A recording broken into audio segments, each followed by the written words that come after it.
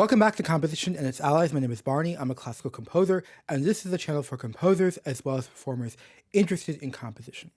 In today's episode of Orchestration for Beginners, I'm going to show you how to solve problems that occur when you're orchestrating your first orchestral work. And if you stick around at the end, I will have information about a competition that you can submit your orchestrations to. Let's begin.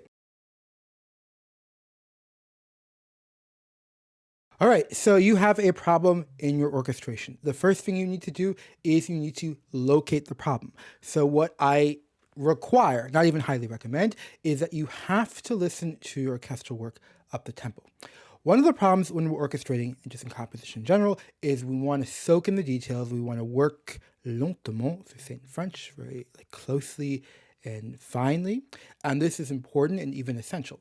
But sometimes we miss the big picture when we're always taking up that microscope. So in order to get the larger picture, to get issues of form or major issues of orchestration, we're going to have to listen to our piece up to tempo.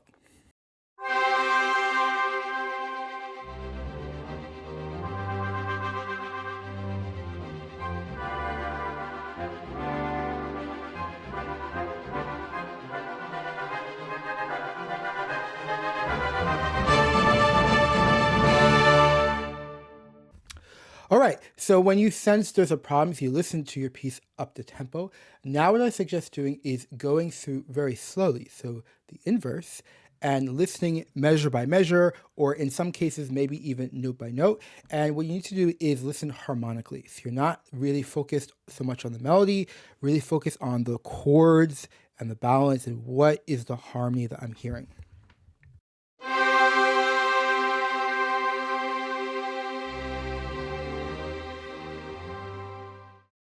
Now, if you're having trouble figuring out where is the problem, okay, this can occur. What I would suggest is first figuring out where there is no problem. So where in the music does the music feel fine or on, shall we say?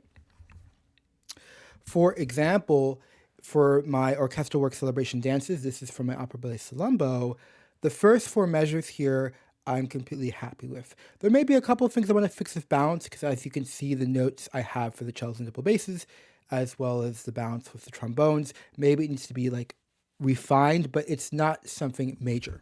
So you need to go through slowly, scrub through that music, and you have to find where is your dissatisfaction coming from. It can't be art, you have to locate it.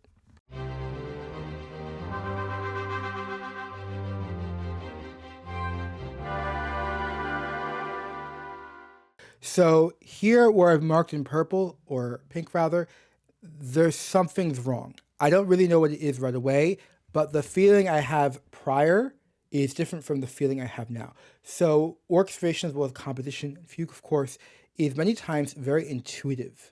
So the next thing you want to do is verify the exact second, okay? You want scientific as much as possible, something that you can show someone else and say, hey, is this a problem? You have the exact details. It's not subjective, okay?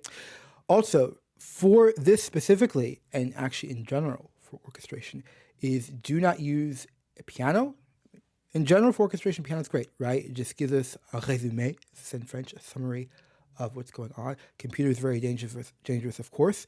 But for this specific activity of exactly locating the problem, this is really something you have to hear, because the piano is going to throw you off, because what might sound good in piano, when you look at it on a page, the balance doesn't work, because the piano is a very homogeneous instrument, so we can handle large gaps. Where in orchestra, it can be less forgiving. The sound of the computer is not acceptable for this kind of work, because the computer will lie to you. I know we live in a day and age where AI, and computers, and it will throw you off, okay? And it will give you the impression that you're advancing, that you're hearing your orchestral work, but it will truly throw you off. And what we're trying to do here is to get excellence of the highest quality, because keep in mind, your first orchestral work may not even get one performance. We hope at least it gets one high quality performance, okay? And you want the orchestration to just pop the very first time, okay? It doesn't need to be modified. So you got to look at the page, because that's what you're going to hear, okay? That's where you hear the truth.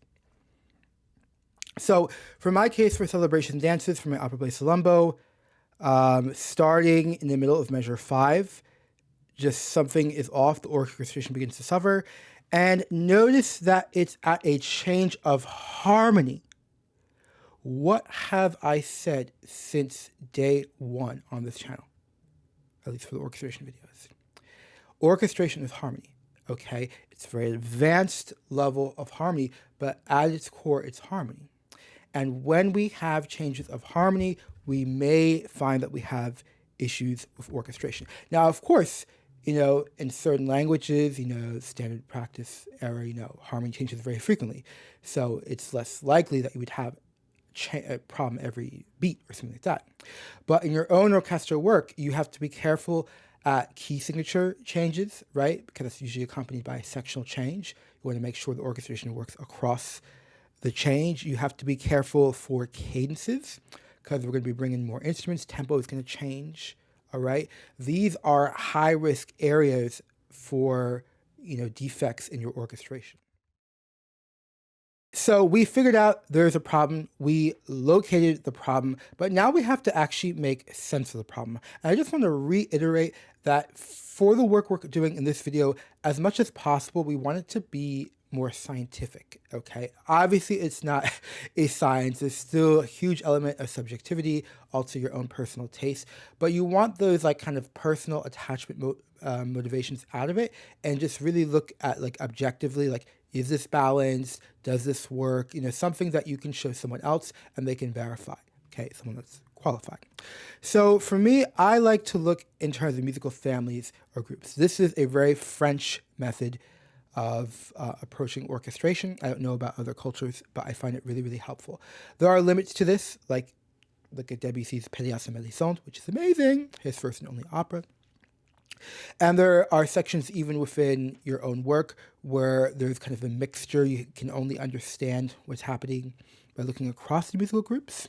And of course, there's a danger when you focus too much on one musical family or group, like just the strings, that you lose the bigger picture, which we'll be seeing a little bit of today. But in general, I find it's very helpful and very useful. And definitely this music was composed, it's a tutti passage after all, where the groups are pretty strong on their own. So I'm going to proceed by looking at the groups, but very quickly, I'm going to look at the whole. So the first thing I want to do is look at the strings, because in very classical orchestration writing, the strings are résumés, it's in French. They're kind of a summary of everything that's going on, or microcosm. Okay, and what I'm looking for is to figure out, why do I feel dissatisfied? What bothers me about the strings? Maybe there isn't a problem in the strings, it's somewhere else, but I look and I listen. Okay, and again, don't bother using the computer because it'll just throw you in the wrong direction. Okay, and for this, you want to try not to use the piano, maybe just to get the harmony back in your ear, but you really have to look at the page. What is the issue? So here is what I wrote. The violin 2 is doubling the bass feels dull. Very specific. Nice. String orchestration feels too dark and low. Okay, so we see a similar complaint. Dull, dark, and low. Viola G is too dark and low. Okay, very specific. And we see a theme, right? Okay, so you want to get as much précision, so in French, as much precision as possible. You don't want this to be something really subjective and airy and I don't like it. You want something that you can work with, okay? You have to think more like a scientist for this, okay? And finally, I put orchestration feels cold. So these are legitimate concerns, and I do like how there's a combination of a general feeling, orchestration feels cold, with specific facts. In this case, violin 2 doubling the bass feels dull, okay? That can be verified, okay? And someone else, maybe they'll have a different opinion, but it's something very specific that we can look at and analyze. Likewise, with the viola G is too dark and low, that is something very specific. So to me, this shows, I'm not trying to brag about my own self, but I use myself as an example, but this shows that there is a clear problem that can be clearly evaluated, and therefore we can make clear decisions on our orchestration. All right, you cannot stay stuck forever, so once you've identified the problem, many times the solution is coming very quickly, but you want to have some kind of action plan, okay? So since I specified that really it was that doubling of the D that was the bass D in the second violin, And then from there, it seemed like other problems were germinating. Okay, so for my action plan, I said reorchestrate the strings without the D, means the upper strings. Okay, but look at the other groups first, because there may be something plus gênant, as we say in French, so something more uncomfortable or unbearable that's taking place in the other groups that may change our perception of what the problem is. Again, with orchestration, it's really awesome when you have that esprit, as we say in French, the mentality of going straight in and lasering in on a group because you get information much quicker. But you got to be able to zoom out and see the whole. So I look at the woodwinds, and of course, my major concern right now is the doubling of the D, because I have a hunch that it's making this orchestration feel rather dark and cold. And I see, voila, we have the D in the oboe, okay, the oboe 1. Next, I look at the brass. Now, one thing to mention with the woodwinds, you'll see that the French horns are working with the clarinets. So when I was looking by groups here, I actually included the French horns with the woodwinds, okay? Right, French horn often plays in the woodwind quintet. And many times for orchestration, in order to understand the woodwinds as a group, you have to integrate the French horn. It depends, okay? But in this case, it is certainly true. So then I look at the brass, okay? And I see we have the D in the bass instruments, so the tuba and the two trombones. And then the trumpets are completing the upper part of the chord, so we don't have a doubling of the D in the trumpets. Just as a reminder, what we're doing right now is kind of before we actually orchestrate, because orchestration is so ridiculously expensive under time. I mean, ridiculously expensive under time. You gotta love it, you gotta want it, and you're gonna have to fight for that performance. You're gonna have to fight to last breath to get that performance, okay? But what we're doing right now is kind of testing, is this problem a problem? And is it worth the amount of time that's going to be required to fix it? Sometimes with orchestration, you'll discover things that could be better, like you'll gain knowledge, but you kind of have to leave it so your piece is consistent. I actually had that with my own symphony, Help Us on the Way for Orchestra. After I got my training in France, I wanted to totally redo the piece, but it just required way too much time, so I ended up having to orchestrate the piece at the level it was, but just improve at the level it was. So think about that with your orchestration. Sometimes you see something that can be improved, but you really just have to let it go and just be consistent. Now, in order to address these problems or these potential problems, we have to review very quickly something called the line of demarcation. I did a full video a couple months ago on line demarcation. I think it is one of the foundational principles of good orchestration. So I would suggest finishing this video, then going off and composing to your heart's content, orchestrating, and then maybe in a week, if you want some more information, you can look at the line demarcation in full, but I'll just quickly remind everyone. So the line of demarcation is a phenomena where you have to be really careful when you have your bass in your orchestration. I mean the global bass, like the bass instruments.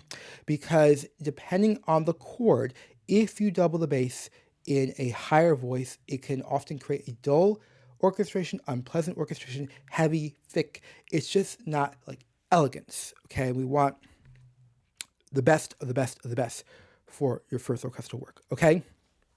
So on the screen, you see this example from Beethoven, and you see he has a dominant chord in A major. The actual name dominant 5 is not really important. The important point is you see that G sharp, which is in a tripled bass. We have the viola, we have the cello, and we have the double bass. It's very heavy. Okay. In the upper parts, we have B and E. So notice that the G sharp in the bass instruments, which apparently the viola is very, very typical, of the classical era. They have a tripled bass. Viola often doubles the bass. Who would have known that? Triples the bass, okay? But I digress. So notice that G sharp in the bass is not put into the upper parts. We have lots of space in the upper parts because we have the fifths and the fourths, okay? This is because Beethoven wants a clear bass and a clear upper parts, and it makes the orchestration more transparent and just more enjoyable for the listener. Okay, now you can't be religious about this principle. Sometimes you can double the bass.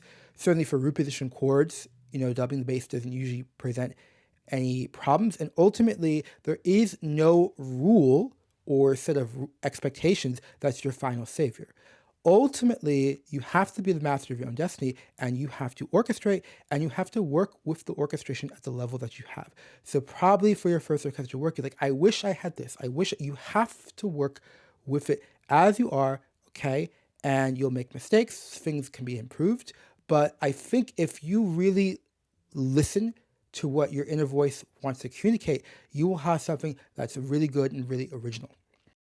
So in this other example, I want to show to you, because this is really important. So we talked about line demarcation with the bass and going up, but it can also happen the other way around. So when you orchestrate, you may have like a ninth chord, as I'm showing from my symphony, Help Us on the Way for Orchestra. This is from the fifth movement called The Great Rescue. So as you can see here, we have the ninths in the violin one. So one of the basic things in harmony is that the ninth has to be strategically placed so it's as far away from the root, it's at least the ninth, right? So that you have luminosity in the chord. So it's just nice and really resonant and really pleasurable. Now, obviously, when you get to orchestration, this doesn't fall apart. It just continues even more, okay? So that violin 1C is the line of demarcation, and we have to be really careful that beneath it, we don't double the C, okay? We can double to a heart's content above, but we gotta be really careful below it, okay? So that's a line demarcation in the other sense. Now, in this poor orchestration that I did in the line demarcation video, notice that the trumpets, or rather the brass on their own, sound really good, okay? We have the C which is the ninth, in the French horns. We also have it in the trumpets, but notice that the root, which is B flat, is far, far, far away. So on its own, the orchestration is excellent. When we go to the strings, on its own, the orchestration is excellent. We have the C up there. We don't have that middle C because we have the root in the violin 2, so it sounds excellent. However, together we have a problem. That C in the French horn is contradicting the orchestration in the strings. This is why I said you got to be careful about focusing too much on one section, because you'll have contradictions in your orchestration. So in this example, we have evidence that the composer, in this case me pretending to not know orchestration so well, wasn't fully hearing that line of demarcation. These examples here are from this Salambo, my opera ballet that we're looking at, and it's actually part of an orchestration manual that I am currently building. So look forward to that in a couple of years, hopefully, or maybe sooner. So the first example, we have questionable orchestration. Okay, we have the cellos and double basses on the D, and that D is doubled in the violin 2. So we have the bass, and we have the upper parts, mais il y a un mélange, as we say in French. I've kind of mixed the two by doubling the bass. I wouldn't say this is offensive and this is a horrible orchestration, but certainly when we look at the fresher option, and again, you really got to use your ear here, because the computer audio, I think, does a really bad job of capturing the spirit of these chords. This is like all that energy. In the fresher orchestration, notice that we took out the D from the upper parts, and therefore the bottom is very rich because it's complementing the absence in the upper chords. This is definitely coming from a very French perspective of an orchestration, but I have to say, I mean, why are they so good at orchestration? Probably because they're so good at harmony, and they take so long just to move through harmony, really listen to harmony, and orchestration is harmony. Looking at this from a holistic perspective, from the top down, okay, I want to make it even clearer with this piano reduction. We have in the woodwinds that D is in the oboe, and then we have, of course, as we saw, in the strings. Okay, so we have an unnecessary doubling of the bass, and it probably just, I want this to sound excellent, and definitely the fresher orchestration is superior. In the second option, okay, and this is part of my orchestration manual that I'm building, so maybe we'll see how I update it. Notice that I took out, okay, j'ai supprimé, as we say in French, I took out that D from the oboes, and now I had to double the oboes the first oboe at the unison with the flute. I didn't want two flutes and one oboe because then there's like 2 to 1, so that's not really balanced. So I had to use the unison there. And then I was testing it with the brass to make sure the harmony and the woodwinds worked well for the brass. And I was pretty satisfied. I saw, I liked the richness with that D and the trombone and the tuba. Now, certainly there is an imbalance, right? We have 4 woodwinds here and we have 6 brass, and the brass can feel very resonant. So this needs to be fixed, okay? But what I see here is evidence that it's going to be worth the time to fix because the new version is just way richer and more exciting for the listener. We're going to go ahead and revise, but one last thing I want to mention from my orchestration manual is the union of opposites, okay? This is a continuation of the idea of the line demarcation, and I think it has to be part of just your bag of tricks. It has to be part of your thinking process if you want excellent orchestration. So we have tuba and two trombones. So we have a bass with no context. Then we have the melody, so the trumpets, but they don't have a bass. And then we combine the two. And it's just, c'est trop bon, to say in French. It sounds so much better, and the computer cannot do justice. It's just something we got to hear live with the energy. I hope one day I can actually get an orchestra to do some of these samples so I can actually show you what I'm talking about. Okay, but at least use your inner ear to look at the screen. So the union of opposites says that the sum is greater than its parts.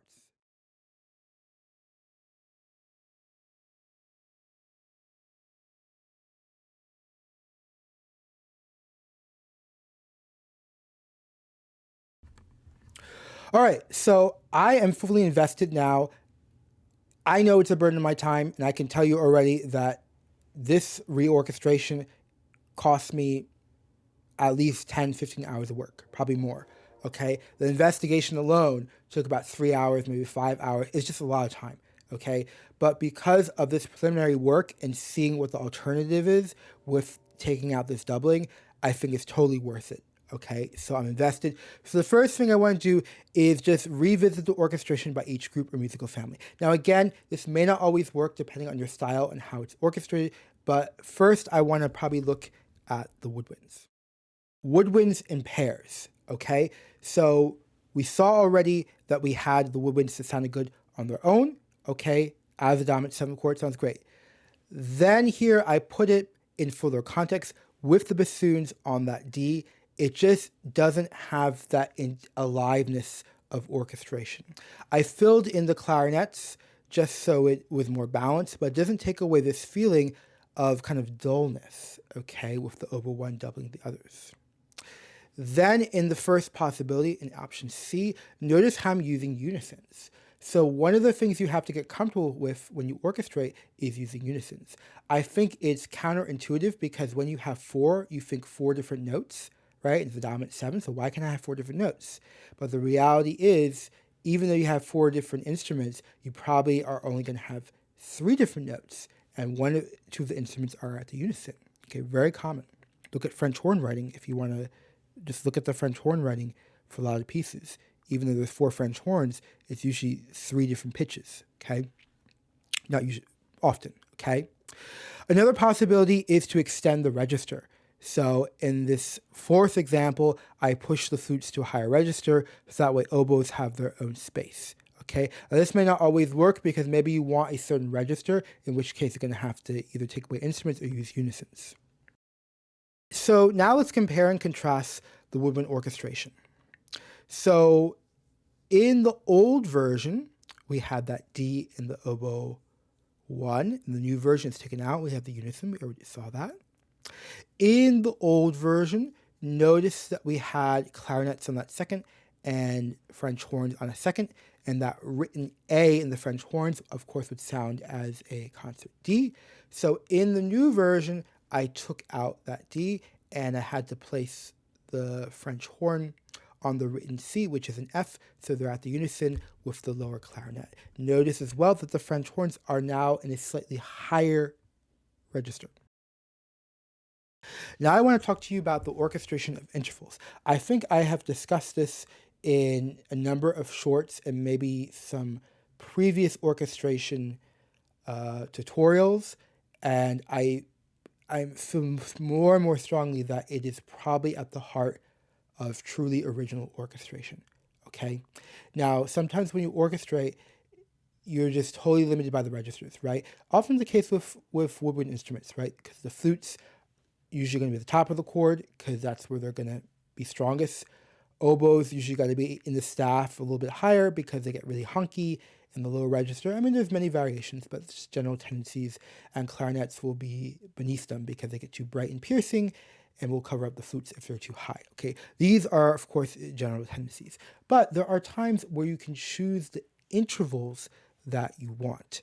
In this example from Salambo, my opera ballet, in this reorchestration, notice that with this reorchestration, I brought out these crunchy seconds. So they're in the flutes, and then in the response, they're in the clarinets, as well as a tritone in the oboes and the French horns. So clearly we can see from the orchestration that I want a dissonant kind of almost in your face kind of sound.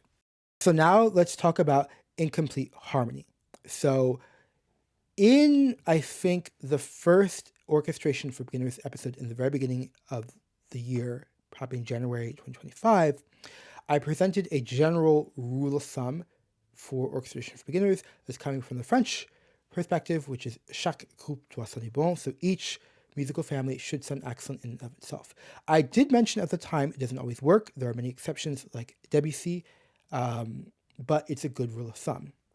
In this example here, notice that, I don't know if you can read my chicken scratch, but we have the brass, okay? I'm trying to work on the brass and test out this reorchestration.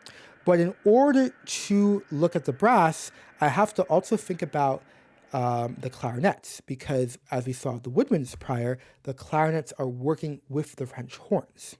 So therefore, if I look at the brass as a group and I have the brass without the clarinets, I won't properly understand the harmony. The French horn writing would seem really strange in isolation. All right, so let's compare and contrast the brass orchestration.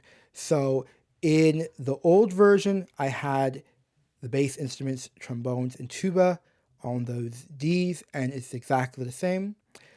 The trumpet writing as well is exactly the same. We already talked about the French horns and the clarinets.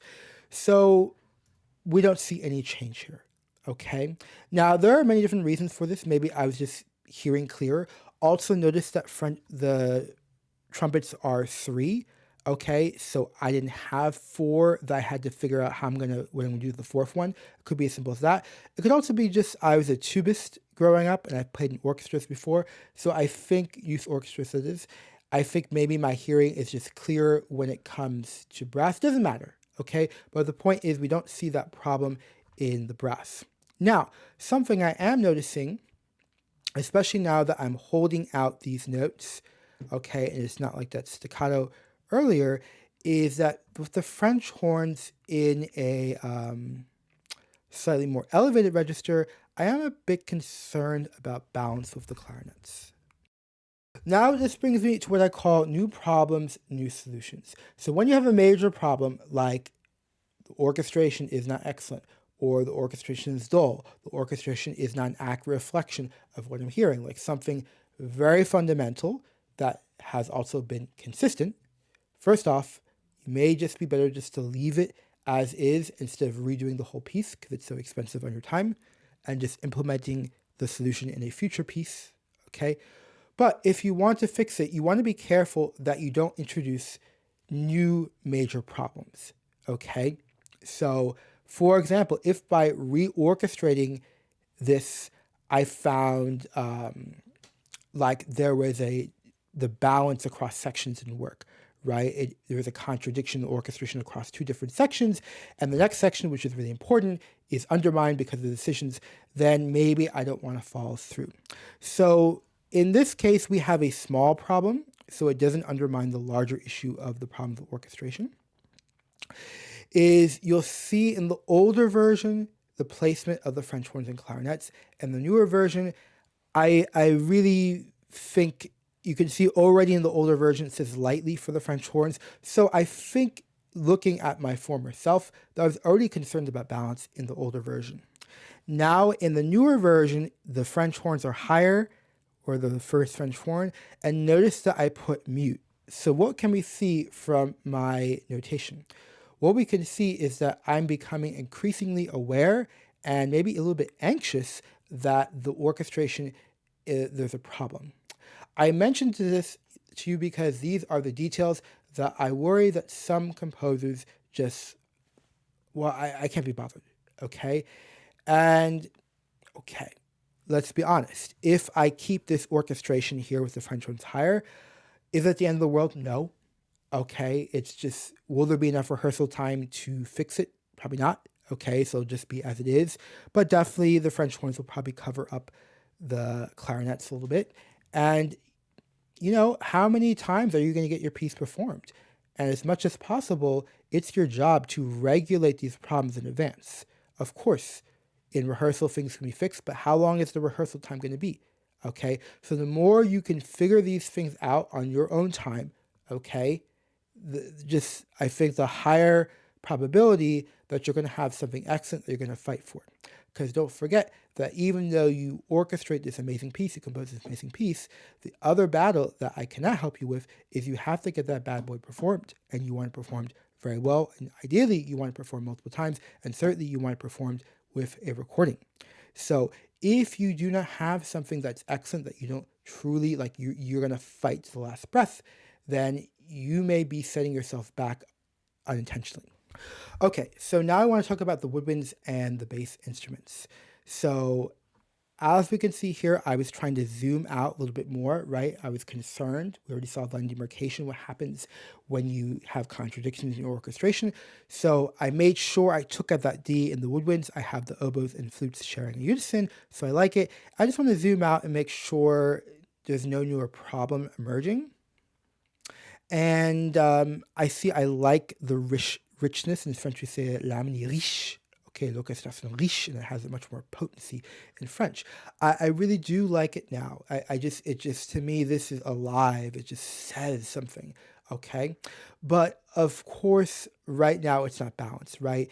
The distance between the cellos and double basses and the flutes and oboes is just very wide. There's just, so it needs to be fixed. But the important thing is I'm seeing that this preliminary work I'm doing is rentable, as they say in French. It means it's going to be worth it. It's really exciting. So I'm willing to put in this extra work to get it done. And more importantly, long term, I will be invested in fighting to get this piece performed because I know the blood, sweat, and tears that I put into it. So notice here in pink that more than ever before, there just is a problem. And you have to listen to that gut. The same way you sense there's a problem in your orchestration. In this case, a smaller problem in the orchestration is not as existential as, you know, how the harmony is conceived. It's just the French horn and clarinets are not balanced, okay? The French horns are covering up the clarinets. The clarinets are in a lower register, medium lower register bottom staff, not very descriptive, not very piercing sounding. French horns are on the awesome, lovely, mellow middle register. It just isn't balanced, and you have to have the self-respect to fix it. I understand there's deadlines, there's pressure. Though I think sometimes deadlines and pressures, we just think more clearly. I don't know. But you got to have the self-respect. If you know that there's a problem of balance, or you think there's a problem of balance, be respectful to yourself and to your legacy, and to just having that motivation to get that performance. Because if you didn't put blood, sweat, and tears, are you going to be able to fight for 3, 5, 7, 8, 9 years, however long it takes to get that quality performance? I don't know.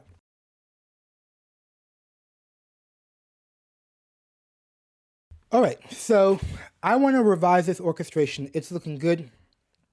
I like these solutions.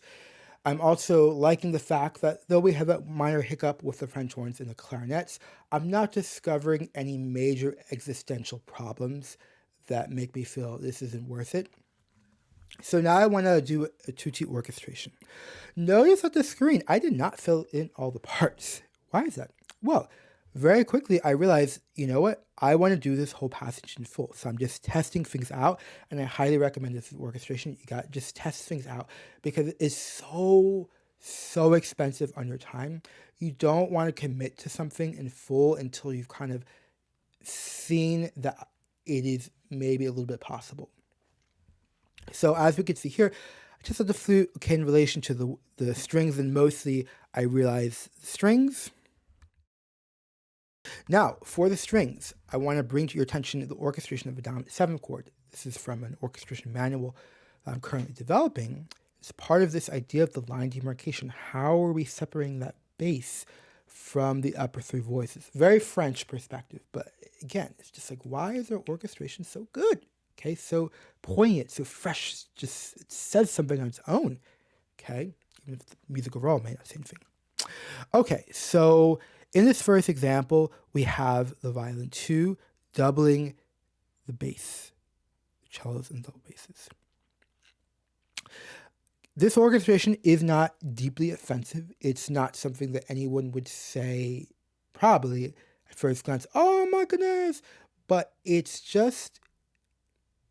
not excellent. And do you want to fight to the last breath to get your piece performed if it's not excellent? Okay. In the second option, the richer orchestration, it's just much better. Okay. We took out that D, and now we have a clear, what we call union of opposites, right? We have the bass has its specific role, bass and double bass and cello, and the upper 3 voice is just superior. Okay. Then in example C, notice that I experimented with unisons like we saw with the woodwinds. So I have violin 2 and viola are in the unison. Okay, so I wanted to keep, I didn't want to take out instruments, so I have to do the unison. I think one of the biases we have, as I mentioned earlier, is we want like as many notes as possible, but that comes at a cost to the luminosity for orchestration. So you're gonna have to do unisons. Also, if example D, we saw like with the woodwinds, you can extend the registers. Okay, just push the instruments up to higher registers, but making sure not to double the bass. Really critically important distances between voices, and I actually think in the new year, winter 2026, I need to do a video on the amatus. I've been putting it off, just keeping distracted. Though I have had some good videos lately, so it's justified. But I want to do a video on the amatus because I talk about it over and over and over again. There's a number of shorts about it, but it's one of those things it's impossible to not deal with. I think a lot of composers just aren't aware of it. Okay, so they're thinking about it, but it's just not consciously aware of it. But I just don't know how you can be efficient in your orchestration if you're not thinking about the amatus. So the amatus is the distance between the outer voices. Okay, so in this first example, as I'm trying to reorchestrate this chord, and of course, don't forget, then I have to do the entire section. It's not just one chord. It's going to be the voicing and everything. So it's a lot more work than just one chord. But in order to do it effectively, I had to think about the outer voices, right? So double bass, where is it going to be placed? Well, it's not many options, right? The D below the staff isn't possible for the double bass. And so I want that D right there. But I have to think about where is the violin 1 placed. I don't want it too close because I don't want the orchestration to be too dark, as I seem to be complaining about prior, be concerned with. Okay, probably don't want it too high either. So I chose that B natural. Okay, so we have 2 octaves and a 6 distance. So when you're orchestrating and you're focusing on a section in particular, but maybe even to do orchestration, you have to think about that. It's not an option. Like it's literally, this is science. Okay, the closest we can get to science in music is through harmony or through amatus or distance, because this is either physical realities. And if it's too wide, the audience, something's going to feel like it's missing. If it's too thin, too close together, you're going to feel a little claustrophobic. Okay. Now, a lot of these things happen and they're not the end of the world. The listener is able to tolerate a lot of things, but you want this to be excellent out of the box.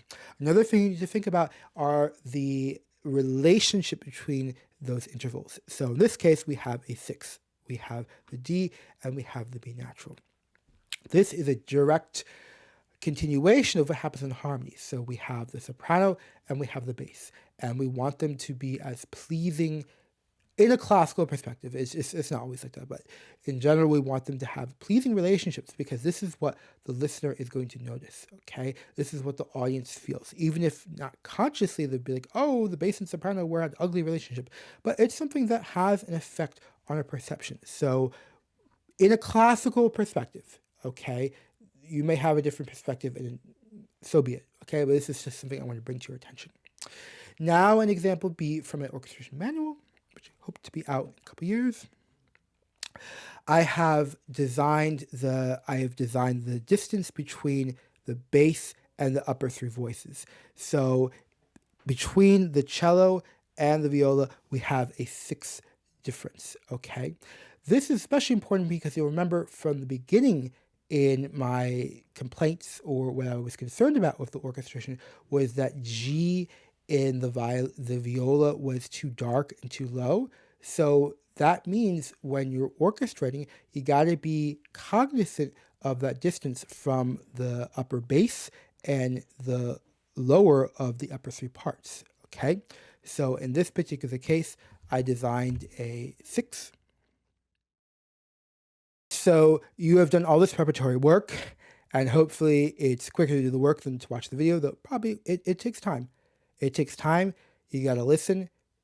Don't use that computer sound. It's going to throw you off. You really got to listen very carefully, and you just have to take the time to do quality and do excellence. Because remember, you don't know if you'll ever get another performance of that work. We really hope you do, but you want it to be kind of like Tchaikovsky in the sense that it just sounds good out of the box. Same with Ravel. The music just sounds good out of the box. With Debussy, amazing orchestration, right? But if you don't have the right conductor, or the group hasn't had time to really work on balance, and you don't have the exact balance that Debussy wants and requires, it can feel really flat and strange and kind of weird. So that's awesome, I'll admit, but I think it's much safer to just have an orchestration that's just going to work no matter what the conditions are. Okay, so really take the time. Now, you make your final decision. Are you going to reorchestrate or not? Again, you may decide I like the new option, but if I reorchestrate this one section, then I'm going to reorchestrate all the other sections. So it just may not make sense, okay? So what I wrote here is my chicken scratch is, yes, I want to reorchestrate the strings, but there's one kind of micro change that I want to make. So I guess you can't really see it, but I'll just try to explain it. You'll notice that in this reorchestration, I'm alternating between 2 different notes in the same harmony, right? The B natural and the G, or the second violin, it's F to G to kind of give a sense of life. But what I'm starting to wonder is if I take out the D, this will no longer be necessary. I'll also have less space to dance around. And so as you can see on my sketch here, very much chicken scratch, I'm considering just staying on the same partial and just choosing a higher elevation. So these are some of the things that are going to happen when you orchestrate. To wrap up this section, and now I'm going to play the final version, super excited. Just as a reminder, orchestration is harmony. Orchestration is harmony. Orchestration is harmony. It is not a selection of timbres. It's really not about timbres. It's like, oh, Ravel have the nice... No. Okay, orchestration is harmony. So remember the line demarcation. You gotta be cognizant of the bass. Okay, now be careful of misapplying what you learn in a YouTube video. Okay, sometimes it takes time to sink in, and just keep doing what you're doing. It may not make sense to take a nosedive in the middle of your orchestration piece. You may have to wait to implement it, but certainly the line of demarcation is something real, it's something acoustical, and you got to be careful that you have a clear bass that's separated from the other 3 voices, unless you seek a very muddy or dark effect, which can occasionally occur. Also think about using unisons versus extending the registers. These are 2 different options, But again, many times you have instruments in pairs because they're more balanced that way. But despite the fact that you have them in pairs, it doesn't mean you have 4 different notes, okay? And of course, distances between the outer voices as well as the inner voices, you do need to think about that. I showed you an example with the strings, but you also got to think of the tutti orchestra, which hopefully we'll do in a separate video at some point. One other thing I want to quickly bring to your attention is that, as you can see, since orchestration is harmony, you may find long-term, well, you definitely will find long-term, that instead of suffering a lot with orchestration, just feeling clueless, it may make more sense to address it at the source, because so many of the problems that we encounter, as we've seen, originate with harmony. What I would suggest doing is to finish your orchestration piece as you're doing now. Don't try to change anything up. Just get it done and get that performance, because one performance of your work, meeting the musicians, meeting the conductor, hearing it perform, hearing it rehearse, that will eviscerate anything you could ever get in a course on YouTube or anything like that. But the long-term investment, of course, is to get better harmony. I recommend harmony exercises in the French style because it's super direct and it's just technical, and it's technical. Okay, it's like a science.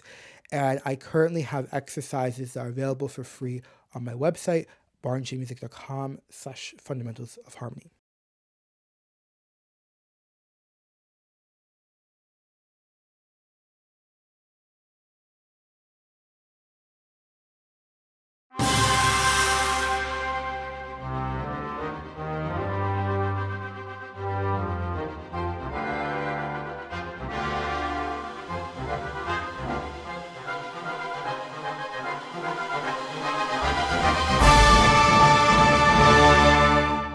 So let's compare and contrast. Okay, we're going to look first by group and then we'll look tutti. Okay, let's start with the woodwinds.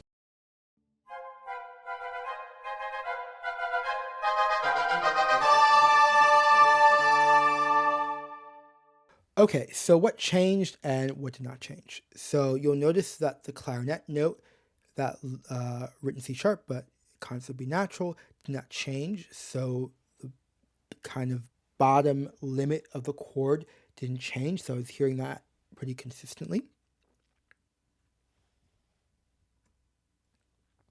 Notice that the intervals that are being accented now. Okay, so we have the tritone, which we saw prior. Real quick, something I totally forgot to film, but I want to bring to your attention right now. So remember how we're having trouble orchestrating the clarinets and the French horns together in the new orchestration? Notice what I ended up doing. So I repaired the clarinets with the flutes for the first entrance, and then for the response, I placed the oboes with the French horns. So now the French horns in that medium register, they can work well with the oboes because the oboes are in that low honky register where there's not going to be any kind of issues of balance. And notice at the end that the clarinets are now pushed up to a higher register. Okay, so I would say these changes seem subtle. Okay, like, but I think sometimes subtle changes are very powerful, and definitely it seems much more vibrant on that ending chord. Let's compare and contrast the strings.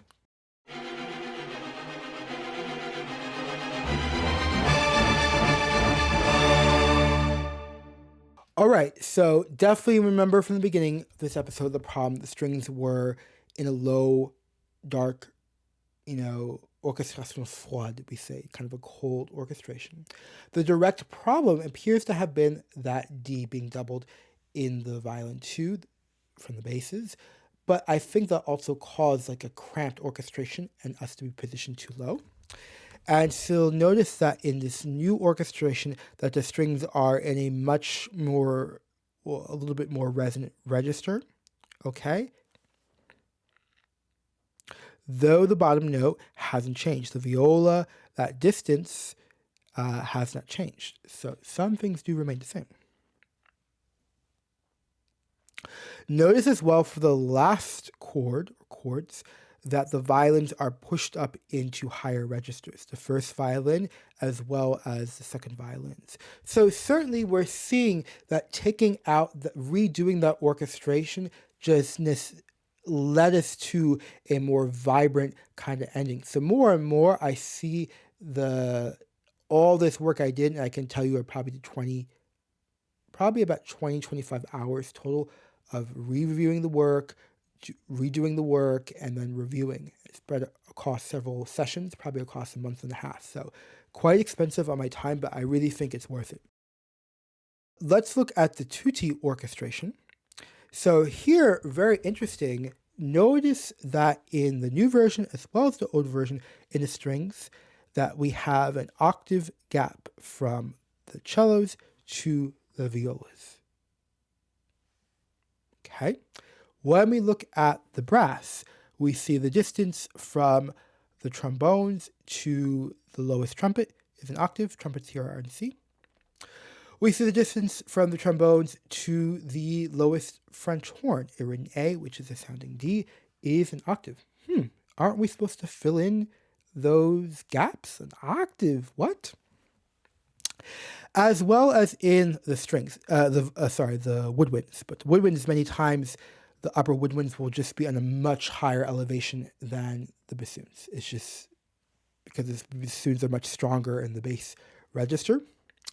So there we have a very large distance. So notice that there is an octave gap, okay? And after I had satisfactorily reorchestrated this, I became aware of this. And I freaked out. I was like, oh my goodness, I have to redo, there's a problem. And ultimately, what I realized is that's what I'm hearing. I'm hearing an octave, I'm just hearing a certain vibrant orchestration. If you would like to submit your reorchestrations in a competition, then please head over to my website, barngbmusic.com/orchestration. Thank you for watching and have a good day.